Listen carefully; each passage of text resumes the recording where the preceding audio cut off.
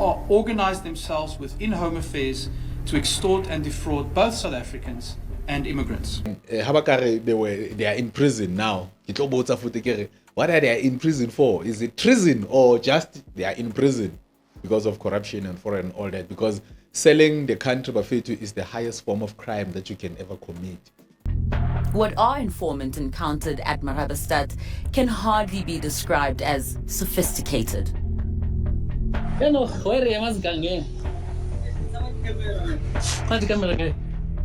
These middlemen are aware of the CCTV cameras on nearby buildings, but not the hidden camera positioned much closer. Asla. Hey. What's how this going? Zimbabwe. No supporting documents? No problem. Head to the internet cafe across the road. You have to have an affidavit which states all your names, everything, and at least an ID from your country. Something that shows that it's you. But it doesn't have to be a legitimate. That one, even at Home Affairs, they're doing everything. The affidavit, you can get it there. So if you don't have. You can get the affidavit there, 150. So if I come just like this, no name, no paper, nothing, and I go outside there. They will do everything for you. With fake supporting documents in hand, our informant is ushered inside to complete his application.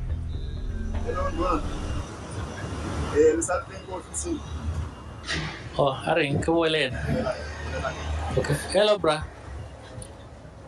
Kuta cancel chelete. 1,700. Yeah, re ka gona o bua ka yona ke na flop. Dumelang re teng le kae re Gauteng maboneng bula mahlo le ditsebe imoyeng bafethu ke a dumedisa ke Pula. Welcome to podcast more dependently fresh re za mo di tshola di santsa di chisa etsola so hey di ngata dintho tse etsalang ke rwatse. So for now bafethu we've seen a lot happening. Our Home Affairs Minister Schreiber, Mr. Leon Schreiber, you know, I get ram hopolo kene bo ma 2024 July when I wanna die, you know, guys on that about the GNU. So this Home Affairs Minister will confirm hore there's about 27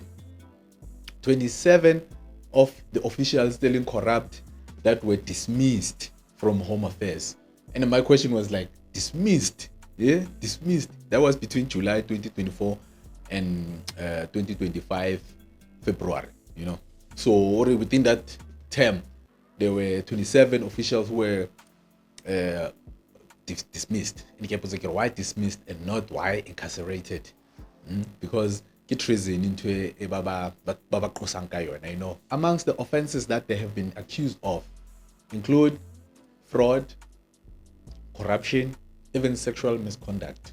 You know, a whole officials Home Affairs.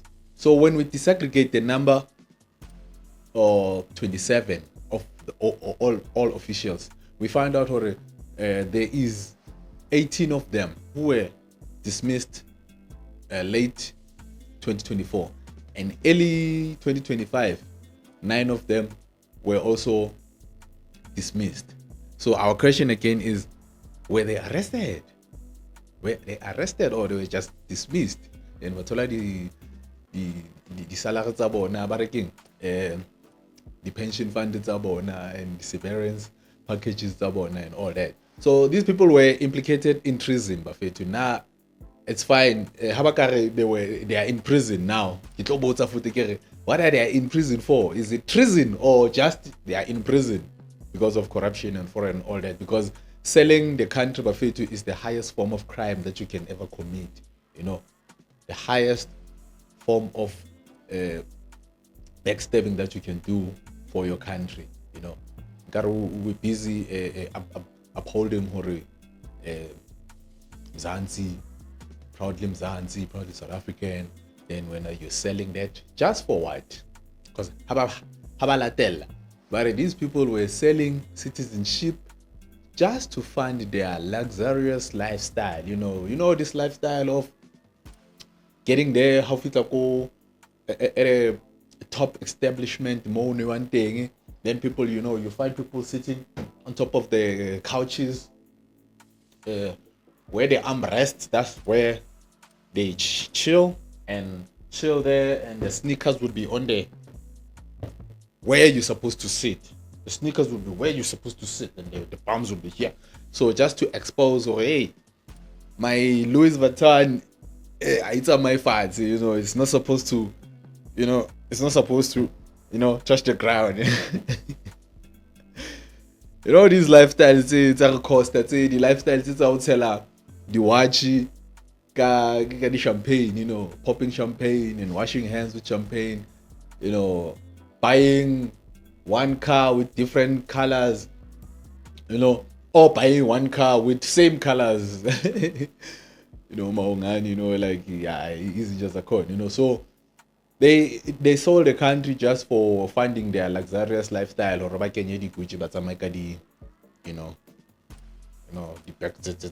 cash bag, it don't cost them, 100,000 for a cash bag, So all for that. Not even we stole the money so that we can develop the community. We've seen that there's a ground community, it's not developed, so we wanted to put grass there, put a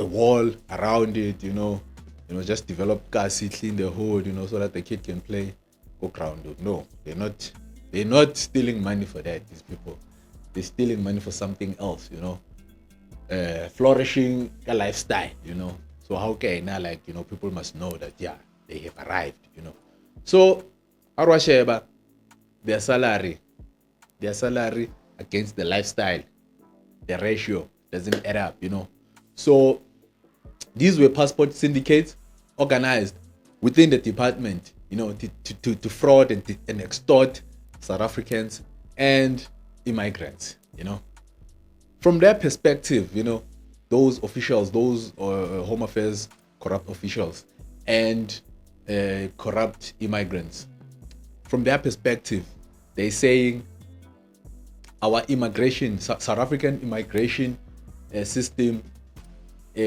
somehow is not strong. It opens up for loopholes. Then for them, they say that is working very fine. It's working very fine. On our side, we're like, man, there's loopholes in this thing. Why this and that and that and that? Then Bona, that's why I say, no, everything is fine. Hence, you would find people would say, I'm documented.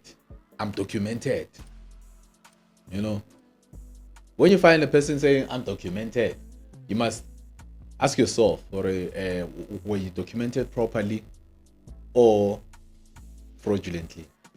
Because even also the SIU recently, in February 2026, they've released a report, confirming that Department of Home Affairs has been treated like a marketplace.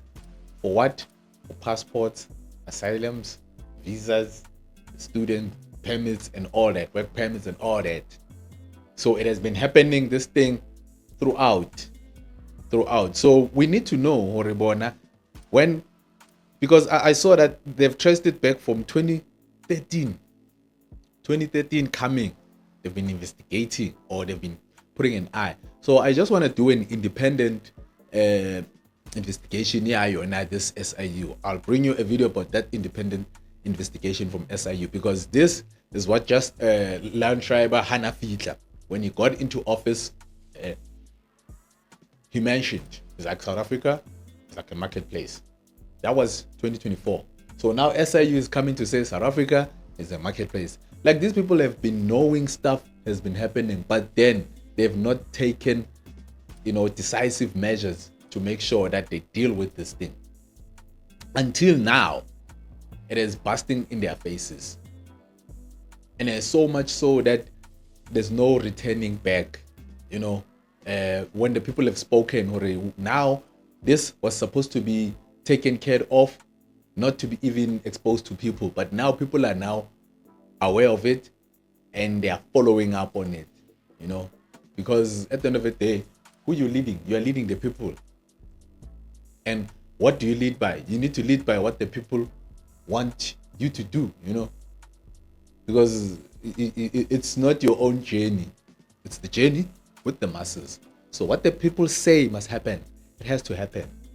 Needless to say, a few percent who is trying to make it seem as if they have a backing that says, no, this thing of chasing immigrants and taking a look at immigration laws and whatnot, it's totally, out of the pocket. We should not be looking at that. These are our brothers and sisters. Actually, we should just normalize it. There are few those people, but then the media tries to to paint a picture that there's a lot of people who do not agree with this thing of marching. But according to my eyes, I've been on the ground as a media personnel. I've seen there's a lot, Bafetu, and Luena as a viewer, more. You see through the comments of the people, you see through the posts, you see, there's way more people who are saying Abahambe than those who are saying Abahlale. How. And these are the reasons why. These are the reasons why people are saying, we're not going to go back. We've been treated Katsela Engwe, of which it was unknown to us. But now that we are aware, may we please catch a wake up and just remain awake.